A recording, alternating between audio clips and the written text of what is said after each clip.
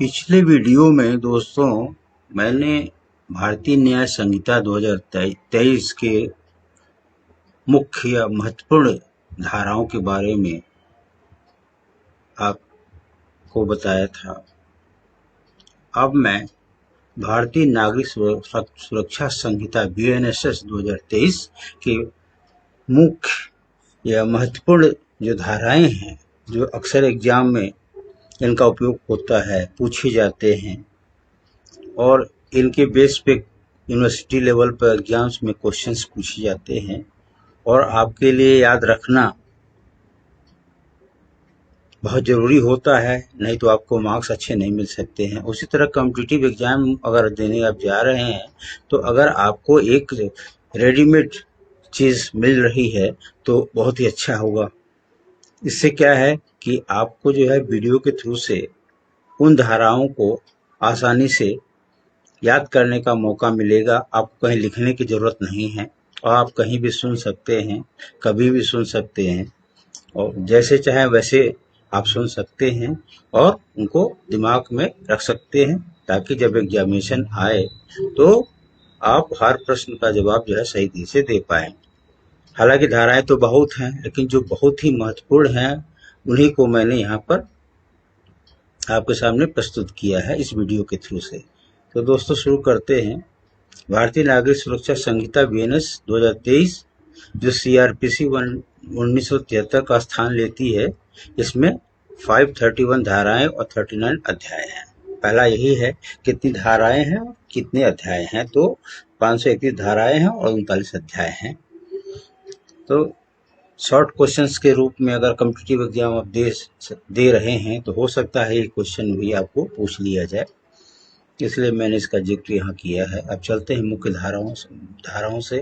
धारा 2 क्या कहती है? मुख्य परिभाषाएं इसमें या तो जोड़ी गई हैं या संशोधित की गई हैं। जोड़ी क्या गई हैं? 21A ऑडियो वीडियो इलेक्ट्रॉनिक साधन, ये नई है, ये CRPC में नहीं थी। इलेक्ट्रॉनिक संचार 211 इलेक्ट्रॉनिक संचार भी नया है जो कि BNSS में जोड़ा गया है। जांच और FIR नई और संशोधित। धारा 173 में क्या है? FIR का पंजीकरण, जिसमें अब 0 FIR भी शामिल है। पहले 0 FIR जो है CRPC 1973 में नहीं था, लेकिन इसको BNS में जोड़ा गया है। इलेक्ट्रॉनिक FIR पर 3 दिनों के भीतर हस्ताक्षर किए जाने चाहिए, यानी अगर इलेक्ट्रॉनिक रिकॉर्ड है FIR तो 3 दिन के अंदर डिजिटल सिग्नेचर हो जानी चाहिए। धारा 175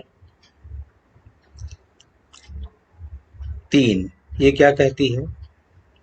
यदि पुलिस FIR दर्ज करने से इनकार करती है तो न्यायिक मजिस्ट्रेट से वह व्यक्ति संपर्क कर सकता है। दोस्तों इसका डिटेल्स तो आपके मेरे पिछले वीडियो में, जो कि BNSS से संबंधित वीडियो है, उसमें आपको मिल सकते हैं। यहाँ पर केवल मैं सेक्शन का जिक्र कर रहा हूँ जो धाराएं बहुत महत्वपूर्ण हैं, जो आपको याद रहनी चाहिए जब आप कभी एग्जाम देंगे, चाहे यूनिवर्सिटी लेवल पे या कॉम्पिटिटिव एग्जाम। ये धाराएं आपको याद रहनी चाहिए। अब आते हैं धारा 176। ये क्या कहती है? 7 वर्ष या उससे अधिक कारावास वाले अपराधों के लिए अनिवार्य फॉरेंसिक जांच, यानी ऐसा अपराध जिसमें 7 वर्ष या उससे अधिक की कारावास होती है, उसके लिए फॉरेंसिक जांच अनिवार्य है। धारा 185 बिना वारंट के तलाशी और जब्ती की ऑडियो वीडियो रिकॉर्डिंग अनिवार्य। अगर बिना वारंट के तलाशी और जब्ती आप कर रहे हैं तो ऑडियो वीडियो रिकॉर्डिंग होना अनिवार्य है। धारा 193 जो पहले 173 CRPC में थी, जांच पूरी हो जाए तो पुलिस को एक रिपोर्ट देता है, पुलिस रिपोर्ट देती है, जिसको चार्जशीट कहते हैं। अब आते हैं गिरफ्तारी और आरोपी के अधिकार। धारा 35 क्या कहती है? बिना वारंट के गिरफ्तारी के कारणों को दर्ज करना अनिवार्य है। अगर कोई वारंट जारी नहीं किया कोर्ट ने तो गिरफ्तारी के कारणों को दर्ज करना अनिवार्य है। बिना गिरफ्तारी के कारण दिखाए या दर्ज किए आप किसी की बिना वजह वारंट गिरफ्तारी नहीं कर सकते हैं। धारा 43-44 जो है वो गिरफ्तारी से संबंधित विशिष्ट प्रक्रियाओं से संबंध रखता है। धारा 57 गिरफ्तार व्यक्ति को मजिस्ट्रेट या प्रभारी अधिकारी के समक्ष पेश करना। धारा 58 गिरफ्तार व्यक्ति को 24 घंटे से अधिक समय तक हिरासत में नहीं रखा जा सकता, उसे मजिस्ट्रेट के पास ले जाना पड़ता है। परीक्षण प्रक्रिया धारा 105 क्या कहती है? तलाशी और जब्ती की ऑडियो वीडियो रिकॉर्डिंग। धारा 107 वित्तीय अपराधों के मामले में संपत्ति की कुर्की, यह जोड़ा गया है, ये नया पावर है बीएनएसएस द्वारा। वित्तीय अपराधों के मामलों में संपत्ति की कुर्की की जा सकती है। धारा 111 क्या कहती है? संपत्ति जब जब्त नहीं की जा सकती तब संपत्ति की जब्ती के बदले जुर्माना, यानी fine in लिeu of forfeiture of property when it cannot be seized। धारा 111 124 क्या कहती है? भारत के बाहर स्थित संपत्ति की जब्ती, forfeiture of property outside India. धारा 234 क्या कहती है? आरोप का विवरण, कंटेंट्स ऑफ द चार्ज, आरोप का क्या विवरण है, आरोपित जो है उसके क्या क्या आरोप लगे हैं उसका विवरण। धारा 235 क्या कहती है? समय, स्थान और अभियुक्त व्यक्ति का विवरण, डिटेल्स चाहिए कि समय क्या था, स्थान क्या था और अभियुक्त जो है उस व्यक्ति का विवरण क्या है, कहाँ रहता है, क्या नाम है, याद। धारा 244 संदिग्ध अपराध, डाउटफुल ऑफेंस, जब कोर्ट यह तय करने में असक्षम होती है कि कौन सा अपराध है, उसका नेचर ऑफ ऑफेंस नहीं है, तो उस केस में डाउटफुल ऑफेंस के रूप में इसको जाना जा सकता है। ये कैसे लागू होगा? धारा 244 की तहत ये कहा जा सकता है कि डाउटफुल ऑफेंस है। धारा 248 सत्र न्यायालय में सार्वजनिक अभियोजक द्वारा मुकदमा, इसका मतलब है सेशन कोर्ट ट्रायल जब किया जाता है उसमें पब्लिक प्रोसिक्यूटर मुकदमा चलाता है, तो सार्वजनिक अभियोजक द्वारा मुकदमा वो पब्लिक प्रोसिक्यूटर देखेगा। धारा 257 बरी या दोषसिद्धि, एक्विटल और कन्विक्शन, जज जो फैसला करता है या तो बरी करेगा कन्विक्ट को या कन्विक्शन दोष सिद्ध करेगा। धारा 283 संक्षिप्त परीक्षण यानी समरी ट्रायल, कम समय वाला जो ट्रायल होता है समरी ट्रायल, जिसका मूल्य 20,000 रुपये या उससे कम है। चोरी की हुई संपत्ति और आपराधिक धमकी, ये क्या है? समरी ट्रायल के रूप में जाने जाते हैं, जो 20,000 के मूल्य से कम, या इसमें आपराधिक धमकी दी गई हो और चोरी की संपत्ति या चोरी से रिलेटेड मामला हो।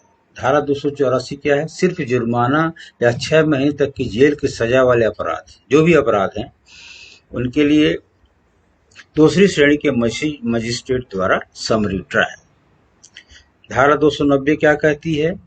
समझौता ज्ञापन पर बातचीत, प्ली बार्गेनिंग। सेक्शन 359 अपराधों का समझौता यानी कंपाउंडिंग ऑफ ऑफेंसेस, तो कंपाउंडिंग ऑफ ऑफेंसेस आता है 359 के तहत। सेक्शन 530 क्या कहता है? सभी परीक्षण, पूछताछ और कार्रवाई इलेक्ट्रॉनिक माध्यम से संचालित करना, conducting all trials, inquiries and proceedings via electronic mode, मतलब इलेक्ट्रॉनिक तरीके से, इलेक्ट्रॉनिक मोड से ये सब किए जाएंगे। All trials, inquiries and proceeding सारे इलेक्ट्रॉनिक मोड से होंगे। निर्णय और सजा, धारा 258 कहती है बहस पूरी होने के 30 दिनों के भीतर निर्णय अनिवार्य है। बहस अगर पूरी हो जाती है किसी मुकदमे में तो 30 दिनों के भीतर निर्णय आना, जजमेंट आना अनिवार्य है। हालांकि इसे 45 दिनों तक भी बढ़ाया जा सकता है। धारा 473 जो पहले सीआरपीसी क्रिमिनल प्रोसीजर कोड का जो था 432-433 में इसका जिक्र था, सजा को निलंबित या माफ करने की शक्ति प्रदान करता है। इसमें बीएनएस में धारा 473। अब आते हैं जमानत और बॉन्ड। धारा 480 नियमित जमानत के लिए है। धारा 482 अग्रिम जमानत के लिए है। धारा 187 जमानत न देने, रिमांड संबंधी प्रावधान करती है। और धारा 483 जमानत रद्द करने की कार्रवाई कर सकती है। तो दोस्तों, ये था संक्षिप्त में, जितना कि इस वीडियो में आ सकता था मैंने प्रयास किया है कि आपको ये जो इम्पोर्टेंट सेक्शंस हैं आप तक पहुंच जाए, और जब भी आप एग्जामिनेशन देने जाएं तो इसको आप वीडियो के द्वारा तुरंत देख सकते हैं, समझ सकते हैं और परीक्षा में सही ढंग से लिख सकते हैं। Thanks for watching this video.